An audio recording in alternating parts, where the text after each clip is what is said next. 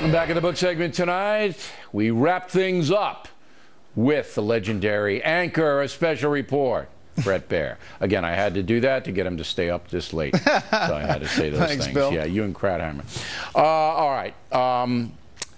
We have a disagreement between Charles Krauthammer and Karl Rove about Jeb Bush's performance. You're the tiebreaker. You say?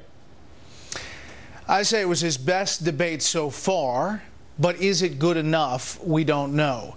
He was clearly prepared, he was ready, and he took a lot of swings at Hillary Clinton in almost every answer. Something done effectively in the first part of the debate that Chris Christie did in the undercard debate very effectively, and that, I think, is polling well with GOP voters. They're kind of tired of Republicans going after each other. He wasn't going to go after Rubio after that failed last time, and he brought his game in the first half. I don't think he finished strong in the debate, and I'm not sure it's the performance that is going to calm donors who are anxious to have somebody that they know is going to be in the finish line. So I don't know if I'm your tiebreaker, but it was the best debate he's had so far. Okay. Not a breakout situation, though, not a 10-pointer in the polls situation.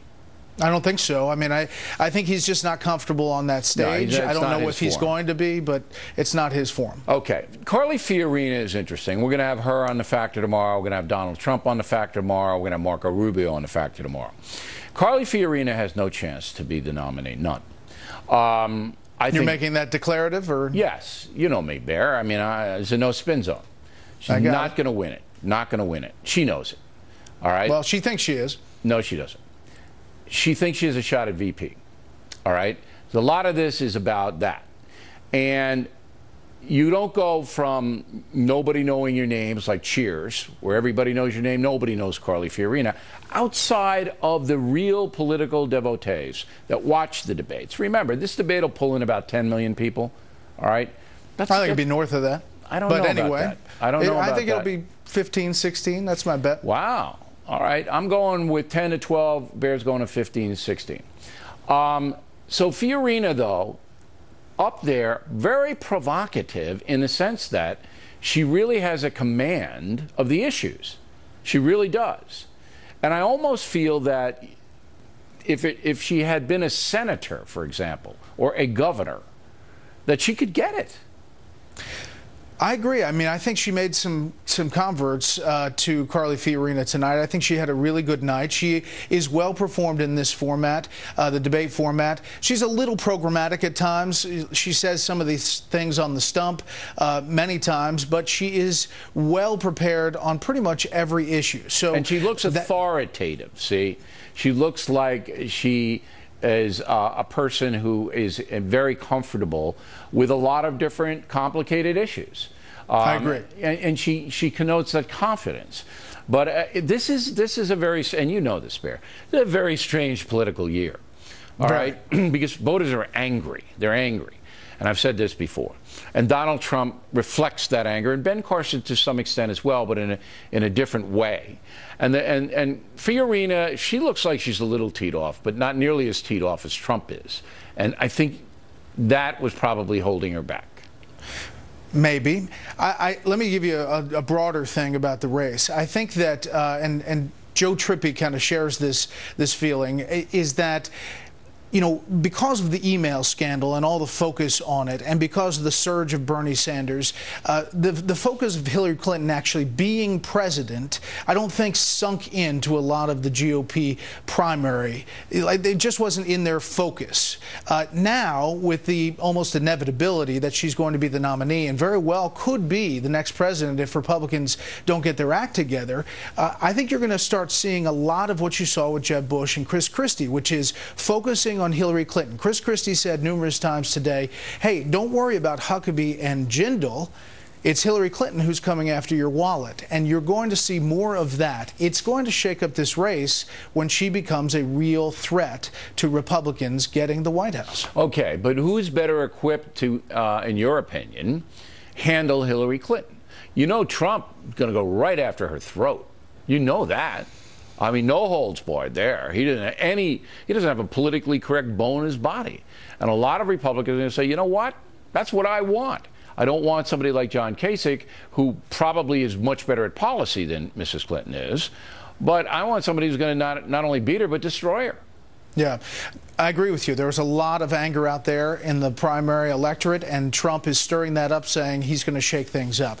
I think when you look at some of Trump's answers tonight on foreign policy, for the people who follow foreign policy, they weren't, comforting, I don't think. I don't think he had a breakout night, but not a horrible night. I think it goes Cruz, Rubio, Fiorina, and I think Carson had a really good night, too. Yeah, but he didn't get a lot of airtime.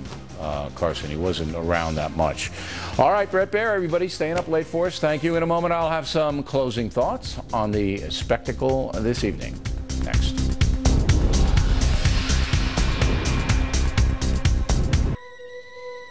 What was once simple isn't so simple anymore.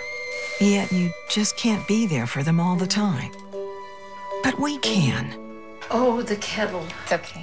I got it. At Home Instead, we understand. It's why we offer individualized care for every unique situation to keep your aging loved ones safe and sound. At home, instead of anywhere else. Call or visit us at homeinstead.com. National security solutions require clear voices. What happens if we retreat? What happens is you'll leave a space, and that space will be filled by someone else. The only nations right now that can even try to do it are nations that don't believe in the things we believe in. And so in this 21st century, who will win? Whose idea will continue to spread across the globe? Will it be our ideas of freedom, democracy, and free enterprise? Or will it be their ideas of state-owned enterprises and totalitarianism? Learn more at conservativesolutionsproject.com. Centrum brings us the biggest news in multivitamin history. A moment when something so familiar becomes something so new. Introducing new Centrum Vitamins, a multivitamin that contains a full spectrum of essential nutrients you enjoy like a mint. New Centrum Vitamins, the coolest way yet to get your multivitamins. Start your shopping early with great savings during our holiday prep event. Right now, select designer suits are just $229.99. All outerwear is 50% off. Plus, buy one, get one free on more great looks. Survive the holidays with Men's Warehouse.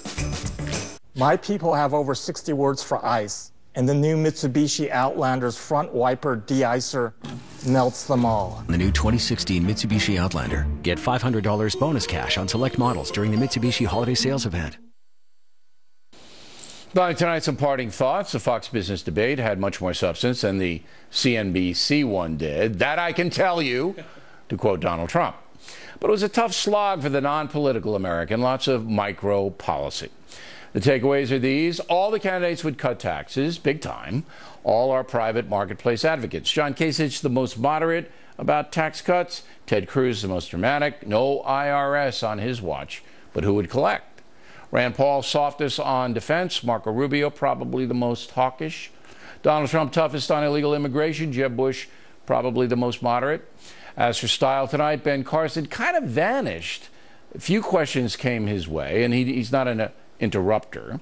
Rubio and Cruz dominated the verbiage. Carly Fiorina made some good points. So did Governor Kasich. Governor Bush didn't make any mistakes, and he did make some very good points, but he didn't outperform the others, something he needed to do. Moderators all did well. There you have it.